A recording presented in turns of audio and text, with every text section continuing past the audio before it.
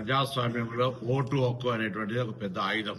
గ్రామీణ ప్రాంత ప్రజలు 90% పైగా ఓటు హక్కును వినియోగించుకొని ప్రజాస్వామ్యం పట్ల పూర్తి విశ్వాసం చూపెడతా ఉన్నారు. అర్బన్ ప్రాంత ప్రజలు ముఖ్యంగా హైదరాబాద్ లాంటి ప్రాంతంలో కొంత ఓటింగ్ పర్సెంటేజ్ సగం కూడా ఉండనటువంటి పరిస్థితుల్లో తెలంగాణ వ్యాప్తంగా దాదాపు 40% ప్రాతినిధ్యం వహించేటువంటి అర్బన్ ఓటింగ్ రేపు జరగనున్నటువంటి దృష్ట్యా నేను అర్బన్ లో ఓటు వినియోగించుకునే ప్రతి ఓటర్ను ప్రజాస్వామిక హక్కు అయినటువంటి ఓటు హక్కును వినియోగించుకోమని కోరుతా ఉన్నాను. గ్రామాల అభివృద్ధికి ఏ విధంగా అయితే గ్రామ ప్రాంత ప్రజలు ఓటు హక్కును వినియోగించుకొని తమ ప్రజాప్రతినిధిని ఎన్నుకుంటున్నారో అర్బన్ ప్రాంతాల్లో కూడా అర్బన్ అభివృద్ధికి సంబంధించి ఓటు హక్కు ఉన్న ప్రతి ఓటరు తమ ఓటు హక్కును వినియోగించుకోవాలనేటువంటి ఆకాంక్షను, అభిప్రాయాన్ని, విజ్ఞప్తిని వ్యక్తం చేస్తా ఉన్నారు. దీనివల్ల ప్రజాస్వామ్యం ప్రకారంగా మెజారిటీ ఓట్లు వచ్చినటువంటి వాళ్ళు ఆ ప్రాంతాన్ని బాధ్యత గల ఓటర్ మహాశైల నిర్ణయం మేరకు అభివృద్ధి చేసే అవకాశం ఉంటుంది.